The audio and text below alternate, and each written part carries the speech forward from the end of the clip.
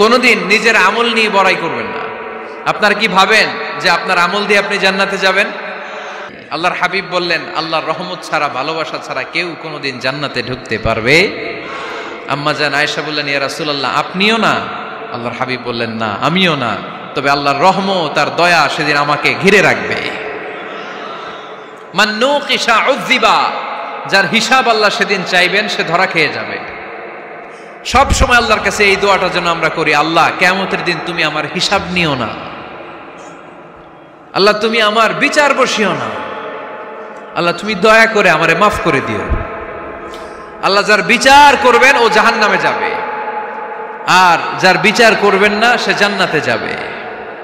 আল্লাহ যদি বিচার করে আর পাই টু পাই হিসাব নেয়, নামাজ পড়লি না কেন, রোজা রাখলি না কেন, মিথ্যা বললি কেন, খাদ্যে ভেজাল দিলি কেন, মাছে ফরমালিন দিলি কেন, যৌতুক খাইলি কেন, ঘুষ খাইলি কেন, উল্টাপাল্টা করলি কেন, জিনা করলি কেন, একটার পর একটা প্রশ্ন বানে যদি সেই ভয়ঙ্কর দিনে আল্লাহ আমাদেরকে জর্জরিত করে, আমাদের কোনো উত্তর আছে?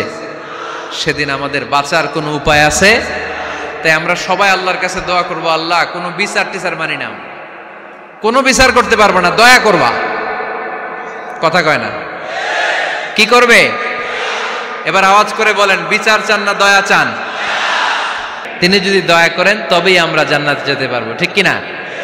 এজন্য আল্লাহ বললেন, আর রহমানু আল্লামাল কুরআন খালাকাল ইনসান আল্লামাহুল বায়ান। আমি হলাম রহমান। কাফেররা বলে রহমানকে জানি না, রহমানকে চিনি না। আল্লাহ বলে রহমান রে চিনে নাও, আমার নাম রহমান, আমি দয়ালু, আমি মেহেরবান, ঠিক কিনা? এজন্য প্রতিদিন সূরা ফাতিহায় দ্বিতীয় আয়াতটা আমরা কি পড়ি? আর রহমান আর রাহিম, ঠিক কিনা? তিনি দয়ার সাগর, তিনি মায়ার সাগর। আমরা বললাম, আল্লাহ ঠিক আছে, আমরা বুঝেছি আপনি দয়ার সাগর, আর আপনি কি করেন? দ্বিতীয় আয়াতে আল্লাহ বললেন, আল্লামাল কোরআন, আমি কোরআন শিক্ষা দেই। শুধু দয়ার সাগর হয়ে আমি আল্লাহ বসে থাকি নাই, তোমাদের হেদায়েতের জন্য আমি কোরআন নাজিল করে দিয়েছি।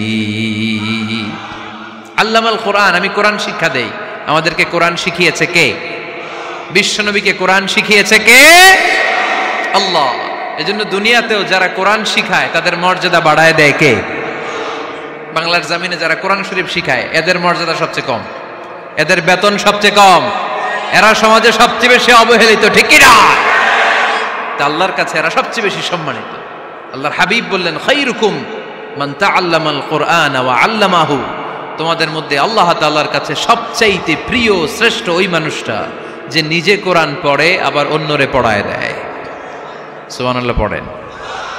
আপনি যদি কাউরে শুধু সূরা ফাতিহাটা শিখান, কোন সূরা?